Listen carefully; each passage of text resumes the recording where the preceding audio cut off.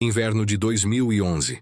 A Fórmula 1 percebeu que as corridas estavam ficando travadas e decidiu mudar as regras do jogo para forçar o espetáculo.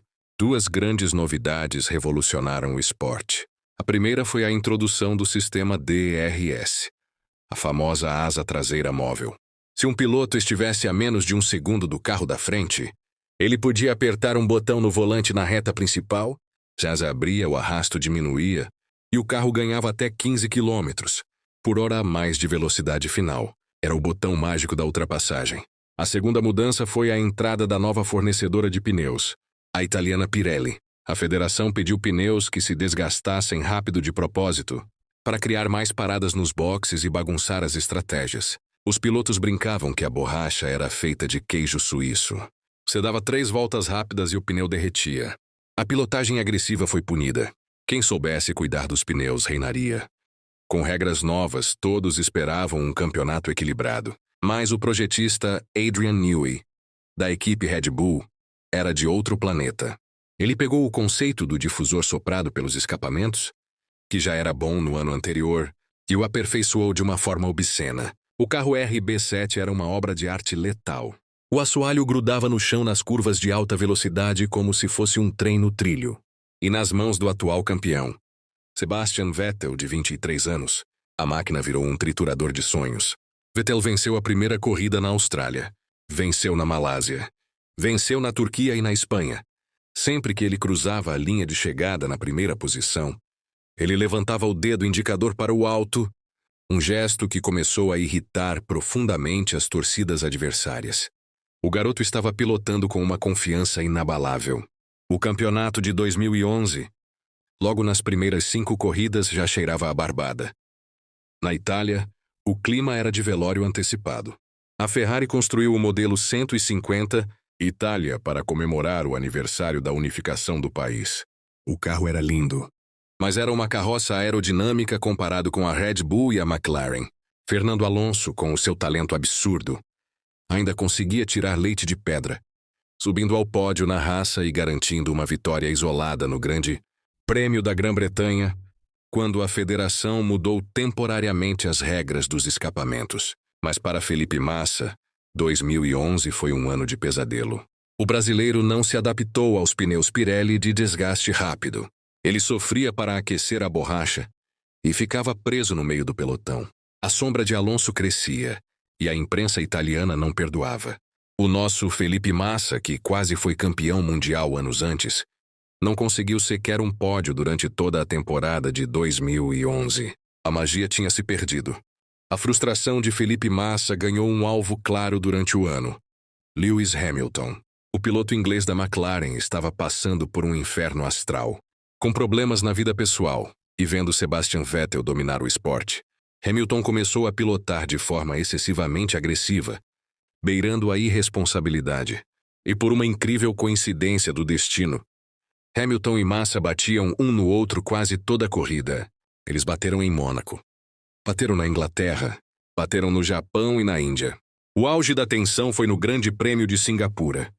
Hamilton furou o pneu de Massa em uma tentativa de ultrapassagem atabalhoada. Após a corrida, enquanto Hamilton dava uma entrevista ao vivo para a televisão, Massa passou por ele, bateu no ombro do inglês de forma sarcástica e disse: "Bom trabalho.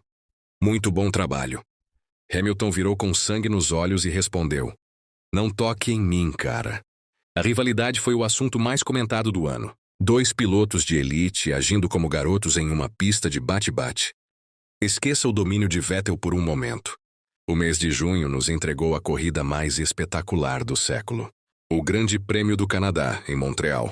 Uma tempestade de proporções bíblicas inundou a pista logo nas primeiras voltas.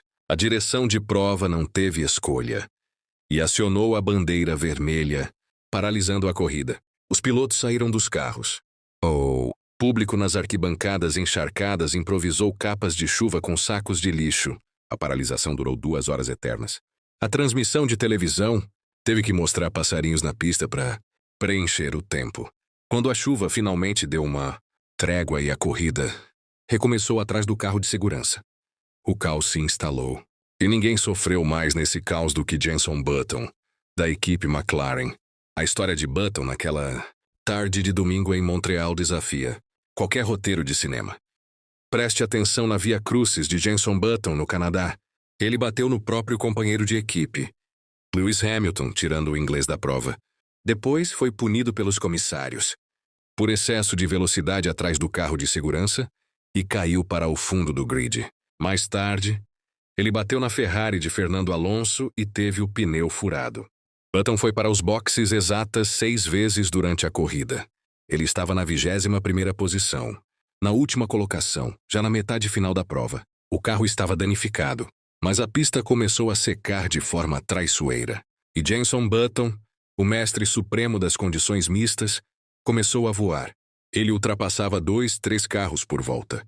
Ele devorou o pelotão com pneus de pista seca em um asfalto ainda úmido. Faltando 4 voltas, ele já estava na 2ª posição, caçando o líder Sebastian Vettel. Entramos na última volta da corrida no Canadá. Sebastian Vettel liderava. Button estava a menos de 1 segundo atrás dele, colocando uma pressão psicológica esmagadora no jovem campeão. Na curva de número 6, o milagre se completou. Vettel, o garoto de gelo que não errava nunca, escorregou em uma poça d'água minúscula fora da linha ideal. O carro da Red Bull balançou. A traseira escapou levemente para a grama. Button não hesitou. Ele mergulhou com a sua McLaren prateada e assumiu a 1ª posição. Jenson Button cruzou a linha de chegada em primeiro, vencendo a corrida mais longa da história da Fórmula 1, com 4 horas, 4 minutos e 39 segundos de duração. Ele foi do último lugar, com 6 paradas nos boxes e 2 batidas, para a glória absoluta na última volta. Foi a prova de que o automobilismo é o esporte mais imprevisível do planeta. De volta ao campeonato normal, o Brasil ganhou um motivo para sorrir com nostalgia no meio da temporada. A equipe Renault, que vinha sofrendo com o rendimento do alemão Nick Heidfeld, decidiu demitir o piloto no final de agosto. Para o lugar dele, chamaram o piloto reserva da equipe. O mundo voltou a ver um capacete com as cores do Brasil e o sobrenome, sagrado nas pistas. Bruno Senna, sobrinho de Ayrton Senna, assumiu o carro titular no Grande Prêmio da Bélgica, em Spa-Francorchamps. A estreia foi brilhante na qualificação, com Bruno cravando a 7ª posição no grid logo na sua primeira tentativa sob chuva. No domingo, a inexperiência pesou. Ele bateu na primeira curva e não pontuou, mas ele marcou seus primeiros pontos na corrida seguinte, na Itália. Ver o nome Senna novamente nas telas de cronometragem oficiais trouxe uma lágrima ao rosto de muitos torcedores que viveram os anos de glória da década de 90. Mas a temporada pertencia a apenas um homem. Sebastian Vettel voltou a enfileirar pole positions e vitórias. Ele cravou 15 poles em uma única temporada, quebrando o recorde histórico de Nigel Mansell, que durava 19 anos.